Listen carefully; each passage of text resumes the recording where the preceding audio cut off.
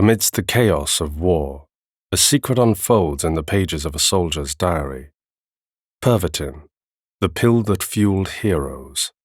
Brace yourself for an immersive journey through the highs and lows of combat, where one man's desperate choice became the pulse of an extraordinary struggle. So now, let us begin. The winter's grip has lightened its hold on the Western Front, and our spirits have grown as cold and weary as the landscape that surrounds us.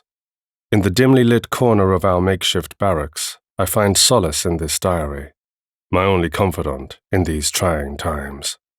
My resolve to document our experiences as German soldiers has never been stronger, for there is something both mysterious and deeply unsettling that has recently infiltrated our ranks. Pervitin. The war has cast a long foreboding shadow over our lives, but the arrival of Pervitin adds a surreal dimension to our already harrowing existence. Whispers and rumors about its miraculous effects have been circulating for weeks, and today marked the day when Pervitin was officially distributed to our unit.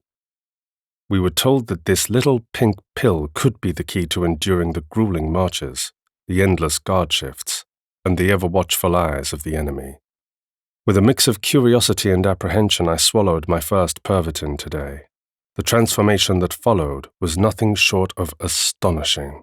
A surge of energy coursed through my fatigued body, banishing the exhaustion that had settled into my bones after days of relentless movement. At that moment, I felt invincible, ready to face the trials of war with renewed vigor. Little did I know that this newfound vitality came at a steep price. It's been 5 whole days since we took our first dose of Pervitin, and by now the excitement we felt at the beginning has become something we're familiar with. But, like everything, there's a downside to it too. Pervitin casts a long shadow over our lives, and it's not a pleasant one. After the initial high, there's a sleepfall. It's a harsh crash that leaves me feeling completely drained, both physically and mentally. It's like a never-ending loop. We use Pervitin to stay awake and alert, but then we end up in a deep pit of exhaustion when its effects wear off. I've had many quiet conversations with my comrades about the toll this drug is taking on our bodies. It's clear that we're losing weight, and our hands shake uncontrollably at times. Sleep, which used to be our cherished escape from the horrors of war, has now become a distant memory. Instead, we have restless nights filled with the artificial wakefulness that Pervitin gives us. It's a constant struggle, and we're starting to realize that this drug isn't the easy answer we thought it was. As the days continue to blur together, a relentless and never-ending routine unfolds, marked by the ceaseless rhythm of marching, engaging in combat, and the reliance on Pervitin. While Pervitin unquestionably proves its mettle in combating the relentless fatigue that plagues us, its toll on my physical and mental health is becoming increasingly apparent. I've experienced a substantial loss of weight, a condition that is hard to ignore. There are moments when my hands tremble uncontrollably, a disconcerting manifestation of the toll this regimen is taking on my body.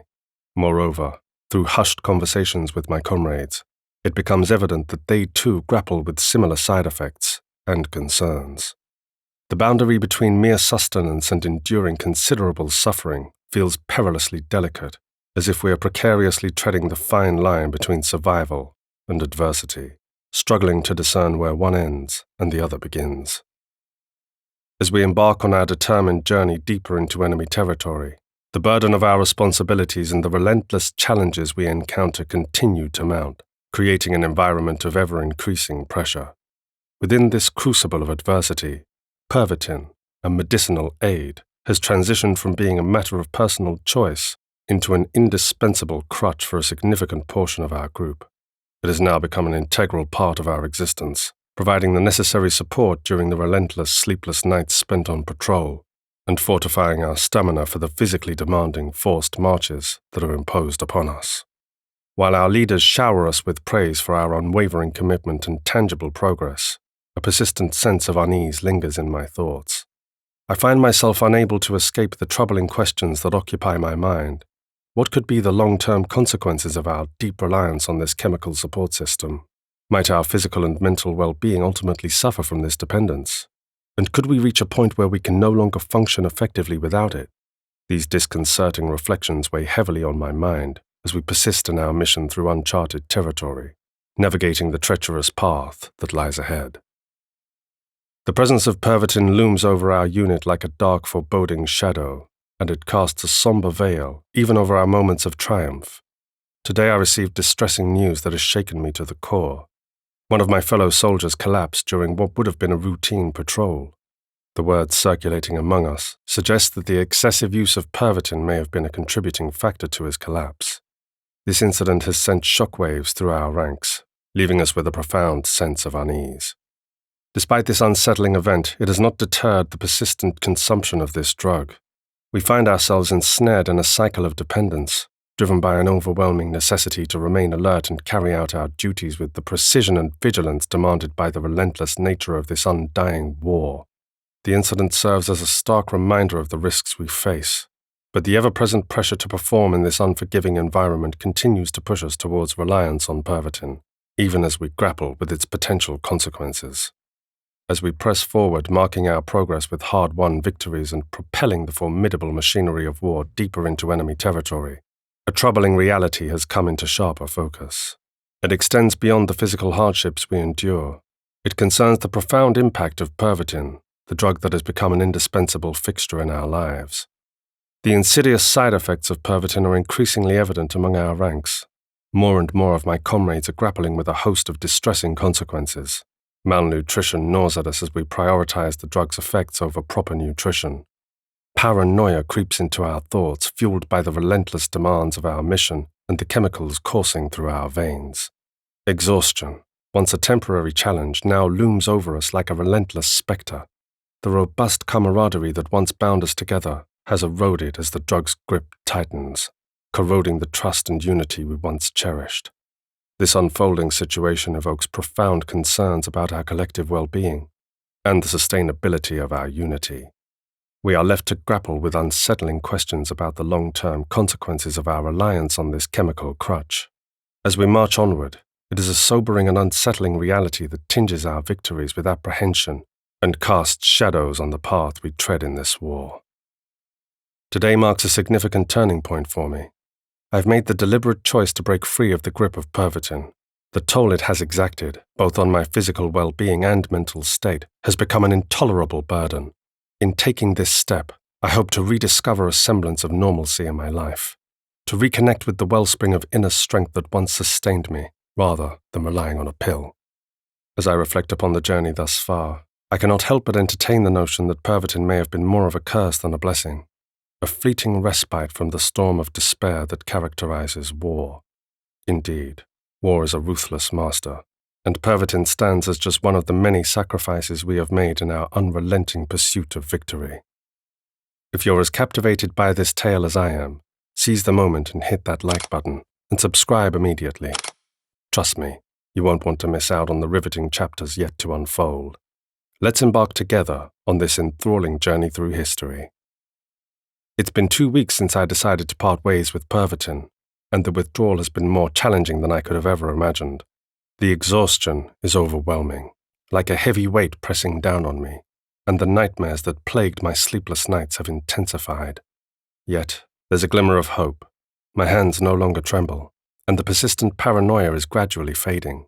I've noticed a stark contrast between my comrades who continue to rely on Pervitin and those who, like me, have chosen to break free from its grip. Those who still take the drug seem to be aging before my eyes. Their skin is pale, their eyes hollow, and their once vibrant spirits are now subdued. It's a grim reminder of the price we pay for temporary invincibility on the battlefield. As time marches on, the relentless march of war continues alongside it. Our victories, while significant, are not without their sacrifices. We've paid a steep price in terms of lives lost, and the toll on our well-being is increasingly apparent. Pervitin remains a persistent presence in our lives, and I've sadly witnessed more instances of comrades collapsing or succumbing to the drug's adverse effects. These sobering experiences serve as a poignant reminder that the line separating strength from vulnerability is perilously thin. Our pursuit of victory and our reliance on substances like Pervitin, intended to bolster our endurance and alertness, often blur this line. As the war rages on, we are confronted not only with external adversaries, but also with the complex interplay of physical and mental well-being within our ranks. These challenges, as time marches relentlessly forward, prompt us to reflect deeply on the true costs of our endeavors. As the year draws to a close, I find myself reflecting on the journey we've been on since the introduction of Pervitin. While I'm far from the soldier I once was, the decision to quit the drug has allowed me to regain a measure of control over my life. The nightmares have become less frequent, and my appetite, which had all but disappeared, is slowly returning. I can't help but wonder about the long-term consequences of Pervitin on our bodies and minds. Will those who continue to use it emerge from this war as broken souls, haunted by the specters of their past choices? Or will they find a way to heal, to overcome the damage inflicted by this double-edged sword? The passing months have seen us caught in an unending cycle of battles and retreats. The once mighty war machine we represented has been significantly slowed down by the unyielding resistance of our adversaries, and the price we pay for this protracted struggle is painfully evident. Among us, there are those who persist in relying on Pervitin, and their transformation over time is striking. They have become mere shadows of their former selves, bearing the unmistakable marks of despair etched into their countenances. The lines on their faces, once filled with determination, now speak of a different kind of hardship. Their eyes, once bright with resolve, have grown hollow and vacant, a testament to the heavy toll exacted by their addiction to this substance. It's a sobering sight that serves as a poignant reminder of the sacrifices and challenges we face in this prolonged conflict. Time blurs and stretches endlessly in the unrelenting grind of warfare. The grasp of Pervitin remains unyielding for those who have become dependent on it. Their desperate need for the drug has spawned a clandestine economy within our ranks, a thriving black market where soldiers barter and trade essential rations and cherished personal possessions in exchange for a fleeting taste of the euphoria that Pervitin promises. This wartime existence has woven a complex tapestry, where moments of respite from the harsh reality of combat come at a steep cost. The growing prevalence of this black market underscores the profound impact of Pervitin on our lives, and the sacrifices we are willing to make to momentarily escape the relentless trials of war.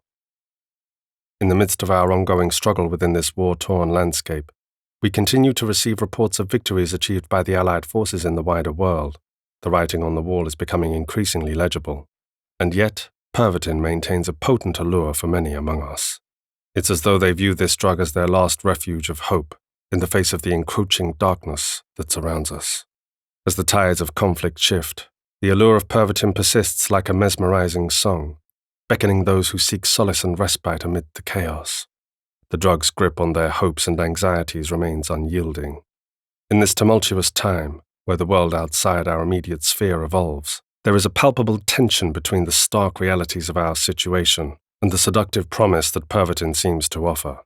It's a dichotomy that raises questions about our choices, our future, and the broader transformation of the world beyond our war-ravaged confines.